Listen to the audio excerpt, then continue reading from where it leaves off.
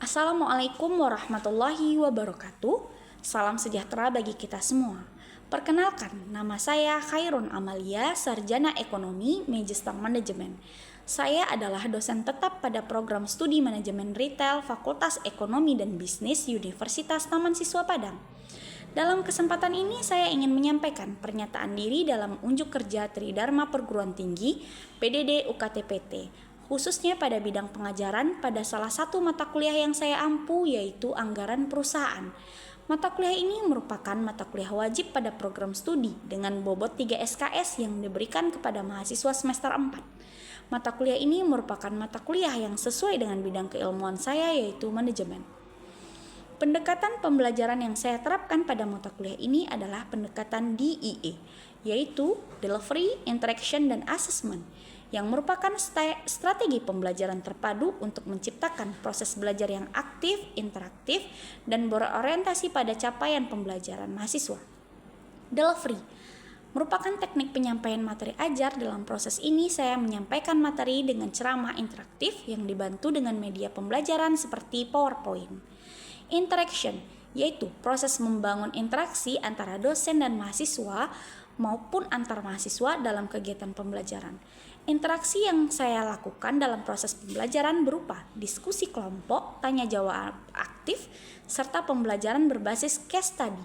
Melalui pendekatan ini, saya mendorong mahasiswa untuk berpikir kritis, kreatif, dan mampu memecahkan masalah yang relevan pada bidang ilmu anggaran perusahaan. Assessment adalah proses penilaian terhadap pencapaian belajar mahasiswa. Penilaian yang saya lakukan pada pembelajaran ini melalui kuis, tugas individu, kelompok, presentasi, serta ujian tengah dan ujian akhir semester. Cakupan RPS, identitas mata kuliah. Mata kuliah anggaran perusahaan dengan kode RTL 2214 merupakan mata kuliah wajib prodi dengan bobot 3 SKS. Mata kuliah ini merupakan mata kuliah yang berkaitan dengan anggaran perusahaan yang membahas mengenai pertama, gambaran umum tentang budget, yang kedua, forecasting budget, budget unit yang akan diproduksi, budget bahan mentah, budget upah tenaga kerja langsung, budget biaya pabrik tidak langsung, budget biaya administrasi, budget biaya penjualan, budget variable budget, budget piutang, budget persediaan, budget perubahan aktiva tetap, budget hutang, dan anggaran keuangan atau anggaran neraca. Capaian pembelajaran prodi yang dibebankan pada mata kuliah ini. Pertama, mahasiswa mampu menampilkan sikap bertanggung jawab atas pekerjaan di bidang keahliannya secara mandiri. Yang kedua, mahasiswa mampu menguasai konsep teori ilmu manajemen retail. Yang ketiga, mahasiswa mampu bertanggung jawab terhadap pencapaian hasil kelompok dan evaluasi kerja. Yang keempat, mahasiswa mampu mengevaluasi diri kelompok kerja yang berada di bawah tanggung jawabnya secara mandiri. Yang kelima, mahasiswa memiliki keahlian dalam mengambil keputusan manajerial dalam berbagai tipe organisasi. Selanjutnya, memiliki keahlian dan menyusun laporan perencanaan dalam laporan budget. Capaian pembelajaran mata kuliah meliputi 1. Mahasiswa mampu menjelaskan konsep-konsep kunci dalam anggaran perusahaan. Yang kedua, mahasiswa mampu mengintegrasikan konsep teoritis anggaran perusahaan ke dalam aspek operasi bisnis. Yang ketiga, mahasiswa mampu melakukan teknik peramalan atau forecasting. Yang keempat, mahasiswa mampu menyelesaikan masalah-masalah yang berkaitan dengan anggaran perusahaan. Yang kelima, mahasiswa mampu menyusun dokumen perencanaan dengan berbagai jenis laporan, yaitu laporan anggaran perusahaan. Sistem penilaian, yang pertama UTS dengan bobot 30%, yang kedua UAS dengan bobot 30%, yang ketiga tugas dengan bobot 20%, yang keempat kehadiran dengan bobot 10%, dan yang kelima partisipasi dengan bobot 10%. Selanjutnya saya akan menampilkan proses pembelajaran pada mata kuliah anggaran perusahaan yang dilakukan secara luring di dalam kelas. Selamat menyaksikan, terima kasih. Assalamualaikum warahmatullahi wabarakatuh. Waalaikumsalam warahmatullahi wabarakatuh. Alhamdulillahirabbil alamin. Hari ini kita berjumpa kembali ya pada mata kuliah anggaran perusahaan. Gak kerasa kita udah masuk nih pertemuan ke-13. Beberapa pertemuan lagi kita udah masuk UAS ya. Udah masuk UAS. Hari ini kita udah masuk ke materi pertemuan ke-13. Sekarang kita akan membahas mengenai budget perubahan aktiva tetap ya. Kayak di RPS kita apa sih di budget perubahan aktiva tetap, kita akan membahas mengenai konsep perubahan aktiva tetap, lalu faktor yang mempengaruhi adanya besar kecilnya perubahan aktiva tetap. Lalu kita nanti akan masuk ke kasus atau contoh soal gitu ya. Minggu lalu kita udah, masih ingat nggak minggu lalu kita belajar apa? Pada amnesia semua. Minggu lalu kita udah belajar tentang budget persediaan. Jadi nanti di akhir, ini sekarang pertemuan 13 nih. Di pertemuan 15 nanti kita review lagi ya seluruh pelajaran kita dari setelah UTS. Nanti kita review lagi biar nggak pada amnesia, lupa ingatan pas UAS. Jadi kita review di pertemuan 15 di kuis. Jadi pas UAS saya harap semuanya dapat memaksimalkan kemampuannya dan memperoleh hasil yang maksimal. Amin. Hari ini kita masuk ke materi yaitu budget perubahan aktiva tetap. Sebelum saya bahas nih apa sih budget perubahan aktiva tetap, saya pengen cek dulu nih ingatan-ingatan saudara yang sudah masuk semester lanjut ini. Ada yang bisa ngasih contoh apa sih itu aktiva tetap? Ada yang bisa kasih contoh? Boy tahu aktiva tetap apa, Boy? Tahu? Itu budget rencana yang RNJ untuk apa namanya? Aset tetap apa contohnya? Aset tetap Tetap seperti contohnya itu seperti gedung, mesin. Jadi sesuatu aset yang mungkin sulit diuangkan atau misalnya butuh waktu untuk menguangkan. Kalau kayak misalnya kas kan gampang ya, misalnya kita mau cairin kas pergi aja ke bank cairin. Kalau aset tetap kita punya rumah, punya gedung, tapi kan itu butuh waktu ya untuk mencairkan, itu aset tetap. Jadi kalau budget perubahan aktiva tetap itu adalah budget apa? Yang berisi tentang segala perubahan yang terjadi pada aktiva tetap dari waktu ke waktu. Kok berubah, Bu? Ada mikir nggak sih kok bisa berubah? Kan dia apa? Dalam rumah apanya yang berubah, Bu, gitu ya? Ada yang bisa kasih contoh maksud berubahnya apa? Maksud terjadi perubahan aktiva tetap tuh Agnes tahu apa maksudnya? Kenapa dia berubah?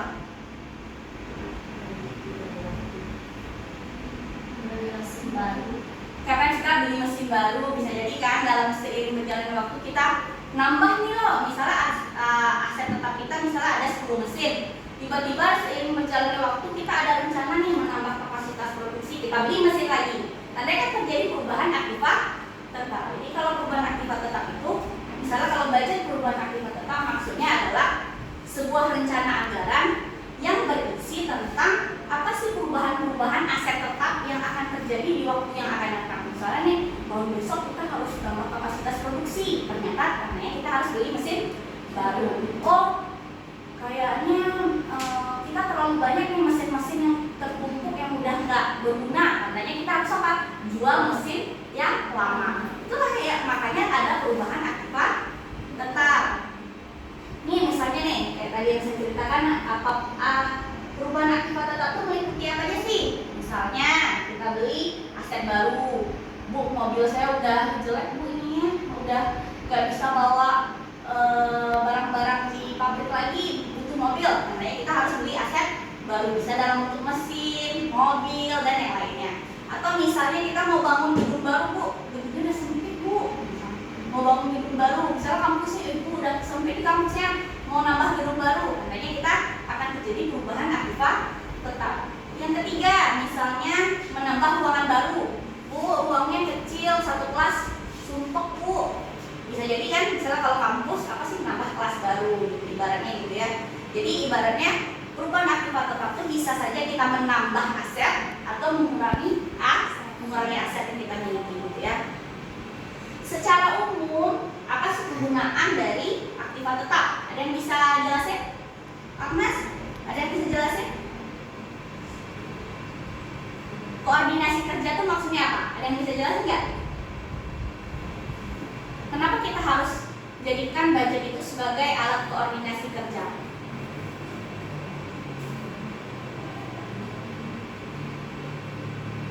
Pada lupa. Kenapa kan kalau misalnya anggaran itu, misalnya nih kita orang keuangan nyusun anggaran, itu kan akan digunakan oleh bagian-bagian lain, misalnya bagian marketing, bagian operasional. Jadi ibaratnya kalau kita misalnya nyusun anggaran, itu akan dijadikan sebagai dasar koordinasi antar bidang. Lalu digunakan sebagai apa lagi? Sebagai alat pengawasan kerja. Jadi misalnya kita berencana, Bu, saya punya ini rencana ini. Dengan adanya dalam bentuk dokumen, kita tahu loh, dan kita bisa jadikan itu sebagai dasar apakah realisasi sesuai nggak sih dengan perencanaan, gitu ya. Makanya kegunaan budget itu adalah sebagai alat koordinasi, pedoman kerja, dan alat pengawasan kerja. Secara umum, secara khusus katanya sebagai dasar penyusunan budget kas. Ya iyalah, kalau kita menjual barang, lalu membeli barang, itu akan terjadi perubahan kas nggak? Iya kan? Misalnya kita jual, ibaratnya kita punya mesinnya kita jual.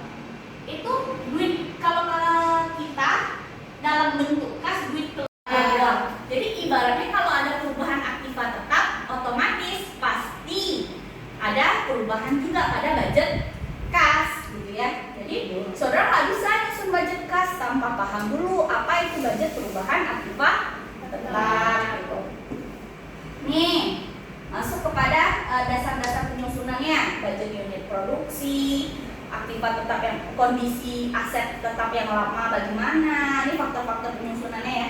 Lalu tersedianya modal yang dimiliki perusahaan, kita nggak bisa juga ya beli-beli kalau kita nggak ada modal, ya semuanya butuh uang kan, nggak mungkin kan, kita kan bukan Kementerian Sosial, kita semuanya pasti orientasinya kalau ada uang baru kita bisa bergerak gitu ya.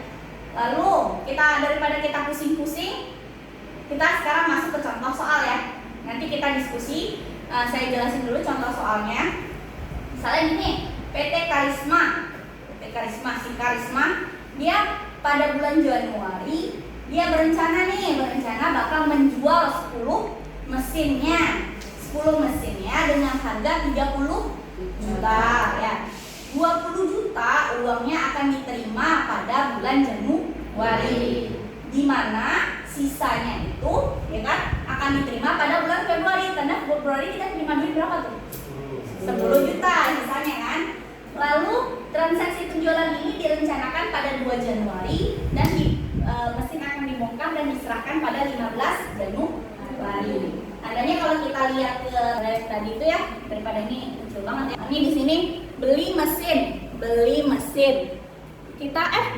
Kita menjual mesin ya. Misalnya menjual mesin tadi 30 juta ya. 30 juta tandanya 20 juta duitnya diterima pada bulan Januari. 20 juta Januari. Sisanya diterima di Februari, tandanya dibikin di Februari. Gampang kan? Tandanya cuma mau memindahkan informasi yang di soal, pindahkan dalam bentuk tabel. Nih, membeli mesinnya di 2 Januari dan selesai membongkar mesinnya itu 15 Januari. Tandanya 2 Januari sama 15 Januari. Gampang kan? Lalu apalagi tadi? Pada bulan Maret kita rencananya jual lagi nih, jual. Bulan Maret kita jual mesin fotokopi harganya 5 juta. Dia bilang nih di sini transaksinya dilakukan pada bulan Maret, lalu diserahkan pada bulan Maret. Karena uangnya diterima di bulan apa tuh? Kalau kita jual bulan Maret, diserahkan bulan Maret. Uang masuk ke perusahaan pada bulan apa? Pada bulan Maret juga. Tandanya pasti double, tinggal masukkan aja di bulan Maret 5 juta alat fotokopi. Itu aja kan? Nanti di keterangan selanjutnya di sini dibilang nih bulan Februari kita akan membeli. Kalau membeli itu tandanya kita menambah aset tetap atau mengurangi aset tetap? Menambah. Kita kan beli ya. Harganya 30 juta, di mana 25 juta itu dibayar di Februari. Tandanya apa? Masukin lagi ke tabel. 25 juta dibayarkan di bulan Februari. Sisanya dibayarkan pada bulan Maret. Yaudah, sisanya dibayarkan pada bulan Maret. Jadi sebenarnya budget perubahan aktiva tetap itu tidak menyeramkan ya, cuma memindahkan informasi di soal ke dalam bentuk tabel. Ingat, kapan dia dibayar? dibayarkan, kapan dia dilunasi, kapan dia dimulai, kapan dia diselesaikan, dipindahkan dalam bentuk tabel, dapatlah informasi budget perubahan aktiva tetap. Jadi sebenarnya ini adalah kalau menurut saya dari semua materi anggaran, inilah yang paling mudah. Kenapa? Nggak ada rumus statistik, Y sama dengan A tambah BX, nggak ada yang bikin pusing. Asalkan saudara lihat di soal kapan uangnya diterima, kapan uang dikeluarkan, pindahkan informasi tersebut ke dalam bentuk tabel sehingga data ini bisa dijadikan sebagai pedoman dalam kebijakan manajemen perusahaan. Tadi udah dijelasin ya, sekarang kita masuk ke kuis. Kerjain dulu, nanti kita diskusikan sama. Ada yang nggak ngerti silahkan bertanya. Karena ujiannya tutup buku, jadi saya harap ya berlatihlah di kuis. Oke, kita masuk ke kuis. Silahkan catat dulu kuisnya. Kita lihat kuisnya. Nanti kita berapa lama mau waktunya? 15 menit ya. Ya 15 menit, maksimal 15 menit. Nanti manusia-manusia beruntung yang akan saya tunjuk akan menjelaskan di depan dari yang jawaban yang saudara buat. Oke, silahkan cekidot. Kita 15 menit ya. Diskusi ya, tadi udah kuis ya. Sekarang ini manusia beruntung yang terpilih dari kita ya. Kita suruh untuk menjelaskan apa sih yang sudah dikerjakan di kuis. Nanti kalau ada yang nggak ngerti silahkan bertanya. Oke, silakan Agnes jelaskan hasil dari kuis saudara tadi. Baik teman-teman semuanya, saya akan menjelaskan kuis kita yang tadi ya Kak, kita kata. Jadi tadi di situ kan ada 4 soal. Jadi saya langsung buat tabelnya aja. Jadi di soal tadi yang pertama itu ya PT XYZ pada Januari 2020 merencanakan menjual 5 mesin yang ada pada Departemen 1 dengan harga 25 juta. Jadi kalau yang merencanakan menjual itu yaitu di mana kita melakukan yaitu pengurangan kalau ada kata-kata menjual. Ya. Jadi kalau kita membeli itu ada kata-kata penambahan aktiva tetap. Nah, jadi teman-teman bisa tahu mungkin yang mana menjual, yang mana membeli ya. Jadi di situ tadi dengan harga yang masih Departemen 1 itu 25 juta. Di mana jumlah uangnya 15 juta diterima di bulan Januari. Berarti di sini kita buat dari pengurangan karena di situ menjual. Jadi Departemen 1-nya di situ ada 15 juta. Tadi kan ditanya itu 25 juta keseluruhannya. Tapi 15 jutanya itu diterima di bulan Januari. Jadi di sini ada 15 juta. Jadi 5 jutanya itu diterima di bulan Februari. Jadi di sini ada 5 juta di bulan Februari. Jadi 5 juta lagi juga ada di bulan Maret. Jadi kita ngasih aja di sini, kita salin aja. Berarti 15 juta tambah 5 juta tambah 5 juta berarti hasilnya sama dengan 25 juta. Apakah saudara mengerti atau saudara Paham? Boy paham kok, Boy. Dia senyum-senyum. Sangat paham. Paham. Jadi jangan lupa juga kita buat nanti mulainya sama selesainya dalam apa itu menjual itu, misalnya transaksinya itu penjualan diproses pada bulan 2 Januari. Berarti kita memulainya pada tanggal 2 ke bulan 1. Jadi selesainya itu tanggal 30 Januari. Berarti 30 bulan 1 2020. Apakah paham? Paham. Oke. Baik, ke soal kedua yaitu pada bulan Maret direncanakan menjual 2 AC. Berarti kita buat di sini AC. Berarti dia menjual ya, berarti kita melakukan pengurangan. Di mana 2 AC itu dari kantor administrasi karena sudah tidak dianggap ketinggalan zaman. Berarti seharganya 4 juta. Jadi transaksinya dilakukan pada bulan 1 Maret dan diserahkan pada bulan 5 Maret. Jadi nggak usah panjang-panjang, sehingga kita buat aja di sini 4 juta. Ini bulan Maret. Nah, jangan lupa buat tanggalnya juga, mulainya dan selesainya. Apakah paham? Jadi semua, Masya Allah. Jadi jumlahnya sehingga kita jumlahin aja dari sini 15 juta, 5 juta, ini tambah ini 9 juta. Nah, lanjut. Yang ketiga yaitu pada bulan Februari direncanakan membeli. Tadi membeli berarti kita melakukan penambahan aktiva tetap. Itu dimana kita membeli 3 mesin untuk dapat yang satu seharga 21 juta. Dimana 10 jutanya itu dibayar pada bulan Februari, berarti 10 jutanya kita taruh di sini seharga di bulan Februari. Jadi dan juga 6 jutanya itu pada bulan Maret. Nah, kita buat juga pada bulan Maret 6 juta. Nah, sisanya itu dibayar pada bulan April, berarti berapa sisanya itu? 21 juta. Berarti 5 juta. Nah, kita pula di bulan April 5 juta berarti sisanya. Jangan lupa buat transaksinya. Lanjut juga yang kedua, begitu juga yang keempat tuh yaitu pada bulan April direncanakan penambahan bangunan untuk kegiatan produksi dengan biaya 10 juta. Pembangunan ini direncanakan pada 1 April dan berakhir tanggal 25 April. Jadi kita masukkan aja 10 juta di sini. Jangan lupa buat transaksinya. Jadi tinggal tambah aja 10 juta, 6 juta dan 15 juta. Apakah teman-teman paham? Ada yang mau nanya tuh, ada yang mau nanya di sudut-sudut. Baik, saya akan bertanya, ini kenapa di tabel penambahan dulu baru pengurangan, tapi di soalnya pengurangan dulu baru penambahan? Itu apakah tidak ada kendala masalah atau sama aja? Kalau itu sama aja sih sebenarnya, mau buat pengurangan mau buat penambahan asalkan apanya itu jangan berbeda nanti ininya. Nanti penambahan kamu buat pengurangan di sini.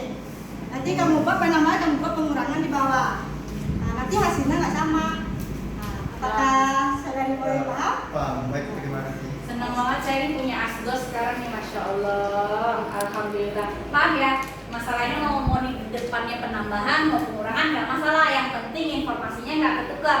Kalau kita beli, tandanya kita menambah aset. Kalau kita menjual, kita mengurangi aset. Yang pentingnya itu yang nggak boleh kebalik. Oke? Sampai di sini paham? Kasih tepuk tangan dulu untuk Agnes. Oke, silakan Agnes duduk. Nanti nih calon-calon dosen masa depan nih, Insya Allah. Oke? Kita udah berakhir ya di materi ini, udah selesai. Saya harap semuanya bisa mengerti. Nanti kalau ada yang nggak paham silahkan berdiskusi dengan teman. Kita insya Allah di pertemuan 15 kita akan ada kuis mereview dari segala pertemuan kita dari setelah UTS. Minggu depan kita akan masih ada satu materi lagi ya, yaitu mengenai budget kas dan menyusun neraca ya. Nanti budget kasnya itu silakan baca dulu buku referensinya. Nanti kita akan sesi tanya jawab di awal perkuliahan. Saya cek isi kepalanya apakah sudah membaca mengenai budget kas dengan kuis-kuis lisan yang sangat menyenangkan. Oke ya, sampai ada yang mau nanya? Nggak ada ya. Pada mau pulang semua. Oke, sampai bertemu di minggu depan. Semoga kita masih diberikan Allah kesehatan. Ketemu lagi di minggu depan. Assalamualaikum warahmatullahi wabarakatuh.